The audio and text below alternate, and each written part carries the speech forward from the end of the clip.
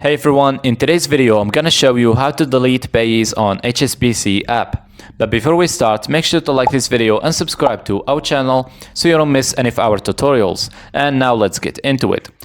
So as you can see, I'm in the official article from HSBC Banking. I'm gonna leave you the link in the description down below, and once you open it up, you're gonna face a screen like this.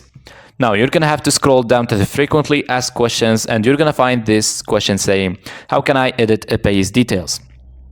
It says that payee information cannot be edited. You will have to delete and create a new payee. To delete a payee, you want to follow these 3 steps. Log into online banking, click My HSBC at the top left of the page and select My Bill Payees.